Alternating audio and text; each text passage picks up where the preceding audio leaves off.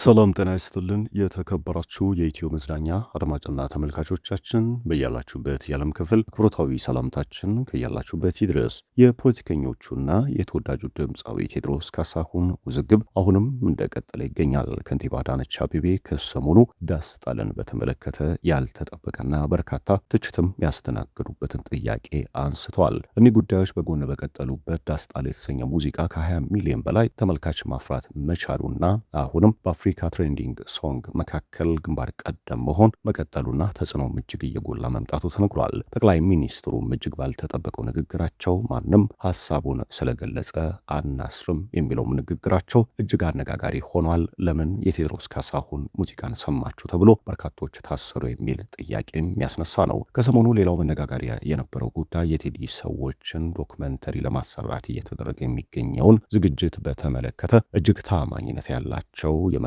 ምንጮች ያወጧቸው መረጃዎች ጉዳዩን ሊያስቆሙት እንደሚችሉ በስፋት ተነግሯል። ቴዎድሮስ ካሳሁን ኔትወርክ በተሰኘው አልበም ላይ የተሳተፉና የቴዲ አፍሮ ቀኝ እጅ ተብለው የሚገመቱ የቅርብ ወዳጆቹ ስር እንደገጠማቸው ይታወሳል። በእስር ቤት የገጠማቸውን እንግዳ ጉዳይ በተመለከተም እጅግ ያልተጠበቀ መረጃ ይዘናል። ናት ባሮ የተሰኘ ሙዚቃ ከዓመታት በኋላ ጥያቄ ዳግም ማስነሳቱ የተነገረ ሲሆን አወዛጋቢ ጥያቄና ያልተጠበቀ ትችትን የሰነዘሩት ሚኒስትሯ ጥርስ ውስጥ መግባታቸው እየተነገረ ይገኛል። ኢትዮጵያ በሚል አልበም ውስጥ ከ9 ዓመታት በፊት የተካተተውና በበርካቶች ዘንድ ተወዳጅነት ያገኘውን ናት ባሮ ሙዚቃ በተመለከተ ሚኒስትሯ ትላንት የተፈጠረ አዲስ ታሪክ አድርገው ትችት በቴዎድሮስ ካሳሁን ላይ መሰንዘራቸው ተነግሯል። ጉዳዩ ግን ሚኒስትሯ ላይ ትልቁ ወቀሳና ትችትን ያስነሳ ነው። የቴዎድሮስ ካሳሁን አዳዲስ ሪከርዶችንም ይዘናል። ከ2 ሚሊዮን በላይ የተሻገረው የዩቲዩብ ገጹ በአፍሪካ አዲስ ትልቅ ታሪክን መጻፉ ተነግሯል። ወደ 200 ሚሊዮን የሆኑ ተመልካቾችንም አልበሙ በ3 ሳምንት ውስጥ ማፍራት መቻሉም ተገልጿል። እነዚህም ቁጥራዊ መረጃዎችም አካተን አዳዲስ ጉዳዮችን ልናደርሳችሁ ወደ እናንተ መጥተናል። እስከ መረጃችን ፍጻሜ ቆይታችሁ አሁንም ከኢትዮ መዝናኛ ጋር እንዲሆን ልባዊ ግብዣችን ነው። ለቻናሉ አዲስ ከሆናችሁ ሰብስክራይብ ማድረግን እንዳዘነጉ፣ ሐሳባችሁን በኮሜንት መስጫው ላይ አስፍሩልን። ቪዲዮውን ላይክ አድርጉ። ትኩስና ወቅታዊ መረጃዎች እንዲደርሷችሁ ደግሞ የደውል ምልክቱን መጫን ከቶ እንዳዘነጉ። ቀጥታ ወደ መረጃው እናልፋለን።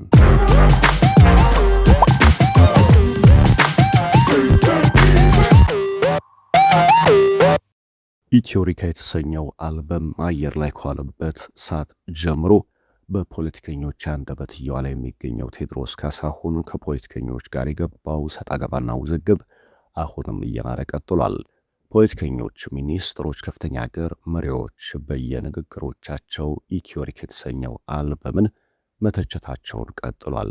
አሁንም በሙዚቃ ጋጋታ ሀገር አትመራም፣ የቁራዎች ድምፅ ንስሮችን እንደማይረብሻቸውና የቴዎድሮስ ካሳሁን ጩኸት የትም ድረስ እንደማይደርስ በተለያዩ መድረኮች ላይ ከሙዚቃው ጋር በማይገናኙ ቦታዎች ጭምር ይህንን ጉዳይ እያነሱ ይገኛል። ይህ ጉዳይ እጅግ አነጋጋሪ የሚያደርገው ደግሞ ከላይ ሹሞች እስከ ታች ታዛዦች ድረስ ቴዎድሮስ ካሳሁን እጅግ ትልቅ የሆነ ትችት ማስተናገዱ ነው። ነገር ግን በተቃራኒው ህዝቡ አሁንም ከቴዎድሮስ ካሳሁን ጎን መቆሙን በይበልጥ እያሳየ ይገኛል። ከዚህ ባሻገር ደግሞ ሙዚቃዎቹ ከኢትዮጵያ ተሻግረው ዓለም አቀፍ ተቀባይነት ማግኘታቸው መንግስት ላይ እጅግ ትልቅ ጫና መፍጠሩ ተነግሯል።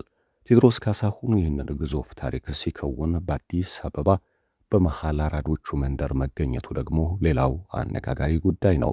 መንግስት ለምን አያስረውም? ቢያስረው ምን ይፈጠራል? የሚሉ ውዝግቦችም በተደጋጋሚ እየተነሱ ይገኛል። ባሳለፍነው ሳምንት ቴዎድሮስ ካሳሁን ላይ የተፈጠሩ የሚገኙ ጫናዎችን በተመለከተ በአሜሪካና በተለያዩ አውሮፓ ከተሞች የሚገኙ ኢትዮጵያውያን ከ21 በላይ የሚሆኑ ተቋሞቻቸውን በማሰባሰብ በቴዎድሮስ ካሳሁን ላይ የተፈጠሩ ያሉ ጫናዎች ይቁሙ፣ በሙዚቃ ስለ ሀገር መናገር መብት ነው የሚሉ ሐሳቦች ተነስተዋል። ጉዳዩን በአሜሪካ የውጭ ጉዳይ ሚኒስቴር በኩል ትልቅ ተቀባይነት ማግኘቱ ተነግሯል። ከዚህ ባሻገር በአሜሪካ በሚኒስትርነት ደረጃ የሚገኙ ተወዳጅ ሰዎችም ከቋንቋቸው ውጭ የሆነውን የቴዎድሮስ ካሳሁን ሙዚቃን በማድመጥ ከጋዜጠኞች ይልቅ ሙዚቀኞች ብርቱ ተፋላሚዎች ናቸው፣ ከነዚህ መካከል ደግሞ የወቅቱ አውራ ቴዎድሮስ ካሳሁን ነው የሚል ሐሳባቸውን መሰንዘራቸው የማይዘነጋ ነው። እኒህ ጉዳዮች ይበልጥ ጫና የፈጠሩበት የብልጽግና መንግስትም ያልተጠበቁ መግለጫዎችን እየሰጠ ይገኛል። ሙዚቀኞች ሊነኩ አይገባም፣ የሐሳብ ነጻነትም ሊኖር ይገባል። የምርጫ ወቅትም መቃረቡን ተከትሎ ማንም ያሻውን በአገሩ ላይ ጥያቄ ሊሰነዝር ይገባል የሚሉ ሐሳቦች እጅግ በርትተው እየመጡ ይገኛል። ጠቅላይ ሚኒስትሩም ማንም ሐሳቡን ገለጸ ብለን አናስርም የሚለው ንግግራቸው እጅግ አነጋጋሪ ሆኗል። ምክንያቱም ከሰሞኑ ብቻ ኢትዮሪካ በተሰኘው አልበም ላይ ተሳትፏል። ከዚህ ውጭ ደግሞ የቴዎድሮስ ካሳሁን አልበም እንዲሳካም ትልቁን ሚና ተጫውቷል ተብሎ የሚታሰቡ የቴዎድሮስ ካሳሁን ቀኝ እጅ የሆኑ ሰዎች እስር እንደገጠማቸው የማይዘነጋ ነው። ፕሮሞተሮቹ፣ የቅርብ ጓደኞቹና ወዳጆቹ እስር ገጥሟቸዋል። ከዚህ ባሻገር ደግሞ የቴዎድሮስ ካሳሁን ቤት ፍተሻ ሊከወንበት እንደነበረ፣ አቦጊዳ የተሰኘው ስቱዲዮ እንደተሰበረና በርካታ ስራዎችም እንደተዘረፉ መረጃዎች በስፋት እየወጡ ይገኛል። ነገር ግን መንግስት በበኩሉ እኒህ ጉዳዮች ሁሉ ከእውነታ የራቁ እንደሆኑና በጸጥታ በኩልም ቴዎድሮስ ካሳሁን እንደ የትኛውም ኢትዮጵያዊ የሰላም ሕይወትን እየገፋ እንደሚገኝ በማህበራዊ ሚዲያ የሚነሱ መረጃዎች ሁሉ ከእውነታ የራቁ መሆናቸውን ገልጿል። ነገር ግን አሁንም የቴዎድሮስ ካሳሁን የቅርብ ወዳጆች በእስር እንደሚገኙና ከሰሞኑም ዶክመንተሪን በተመለከተ ያልተጠበቁ ጥብቅ መረጃዎች ከታማኝ ምንጮች እየወጡ ይገኛል። የቴዎድሮስ ካሳሁን አልበም እንዲሳካ ሁነኛውን ሚና የተጫወቱ ሰዎች ዶክመንተሪ ሊሰሩ እንደሆነ የተነገረ ሲሆን ይህንን በተመለከተ ግን መረጃዎች ቀደም ብለው መውጣታቸው በመንግስት ላይ ልዩ ጫናን ማሳደራቸው በስፋት እየተነገረ ይገኛል። ከዚህ ባሻገር የቴዎድሮስ ካሳሁን ሙዚቃን በአደባባይ ሰምተዋል፣ አጫውተዋል የተባሉ ግለሰቦችም እስር እንደገጠማቸው ባሳለፍነው ሳምንት በርካታ መረጃ ይህንን ጉዳይ በተመለከተ ሲወጣ መቆየቱ የማይዘነጋ ነው። የፌዴራል ፖሊስ በሰጠው መግለጫ ግን መሰል መረጃዎች ይበልጡ ዝግቦችን ለመፍጠር የሚነሱ አጀንዳዎች እንጂ በቴዎድሮስ ካሳሁን ፕሮሞተሮች ሙዚቃውን ባዳመጡ እንዲሁም በቴዎድሮስ ካሳሁን ላይ ምንም አይነት ክስ እንደሌለ ሕጋዊ እርምጃዎችም እንዳልተወሰዱ ገልጿል። ከዚህ ባሻገር ሚኒስትሩ ጥርስ ውስጥ የገቡበት ንግግራቸውና የቴዎድሮስ ካሳሁን ወዳጆችን ምላሽ በተመለከተም እጅግ ያልተጠበቀ መረጃ ባሳለፍነው ሳምንት ተሰምቶ ነበር።